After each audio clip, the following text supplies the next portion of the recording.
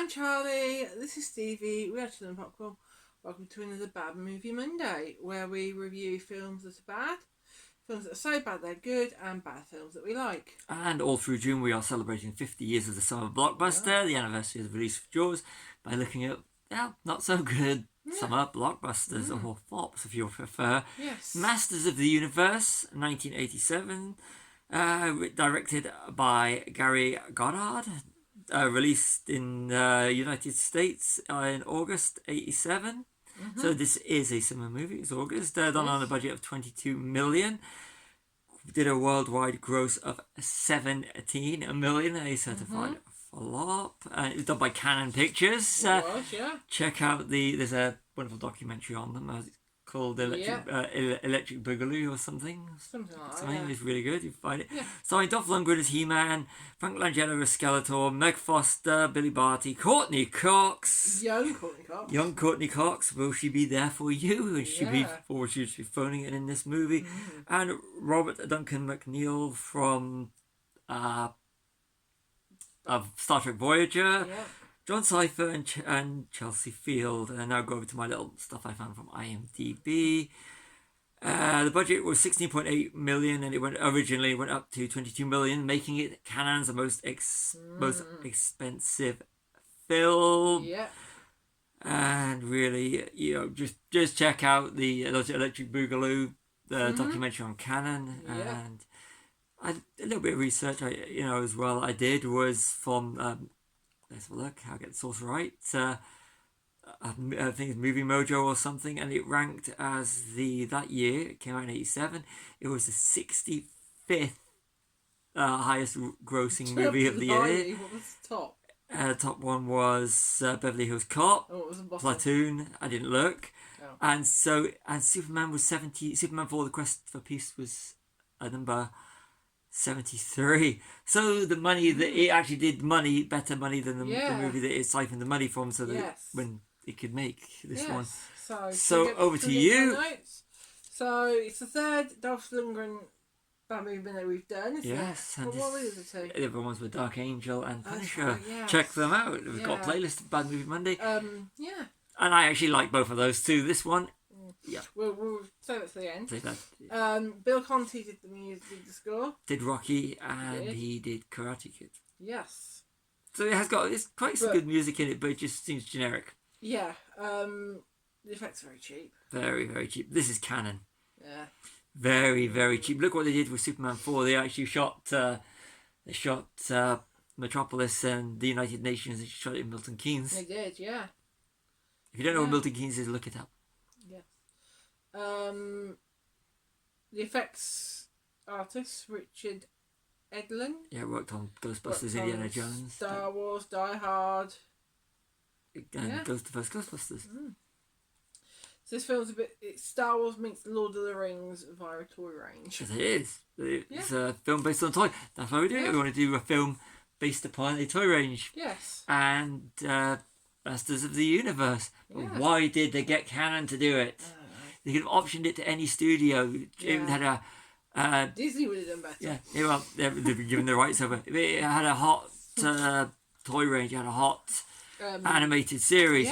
So what do? They give the money to they let Canon do it, and they're notorious for no budget movies. Yeah. All right. This one is it Skeletor or Voldemort? Just see what I'm coming at? The lack of a nose and wanting to. But that was terrible mask. It was a terrible mask, it was a terrible mask. Yeah. Frank Langella is a great actor, but under that, he tries his best. He camps it up. He does, yeah. Is Skeletor a nickname from the Bullies? It's the sort of thing you could imagine.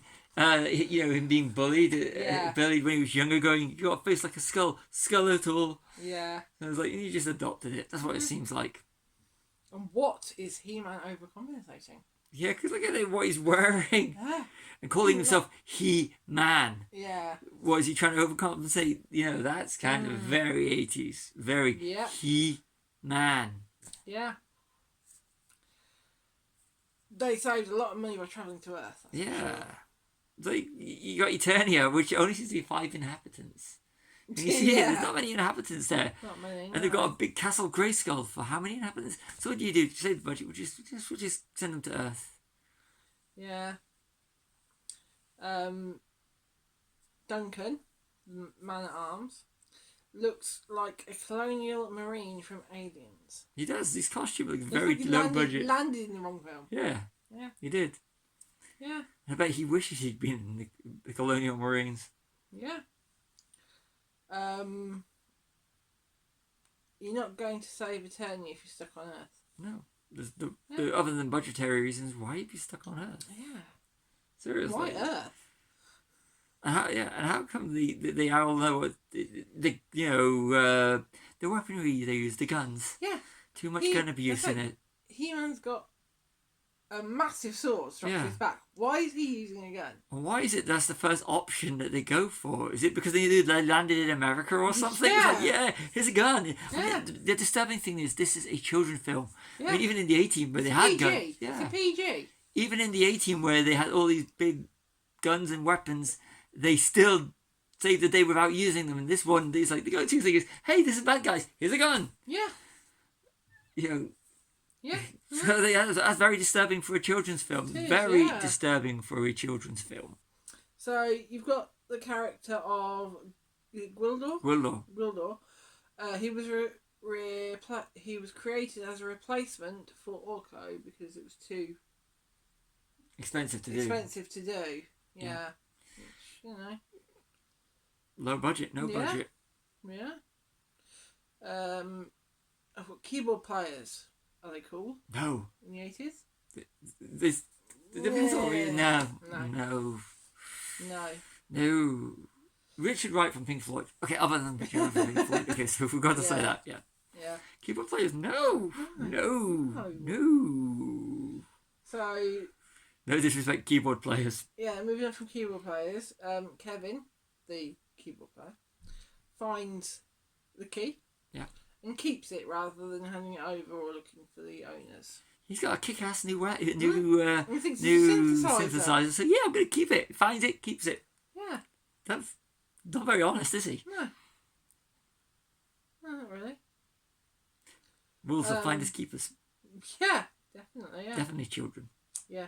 Skeletor's henchmen make the cantina creatures look incredible. They do. They do actually. They really do. Yeah. Check it out. Star Wars episode 4. If you don't know what we're talking about, if you're watching this, you should do. Yes. You said this one. Courtney Cox is being shot at. Where are her friends? Yeah, they weren't there for them, were they? No, they weren't. No. But will she be there for them? Well, we did do Jennifer Aniston in Leprechaun yeah, recently, so check that one To be out. fair, we made the same jokes. Yeah. Well, you did. 'Cause I did. I just write them down and read them out.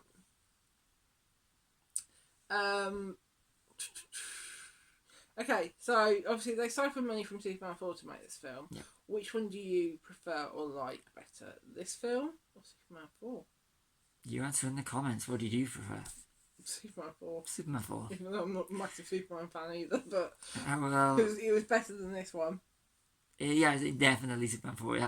Even as bad as it is, it's a lot better than this. Yeah. At least that's enjoyable nonsense. This was just Yeah. boring nonsense. Yep. Oh, and microwaves jam the signal of the key. Or Yeah. whatever. It's not the key, it's the... Yeah, it's the key. isn't Yeah. it?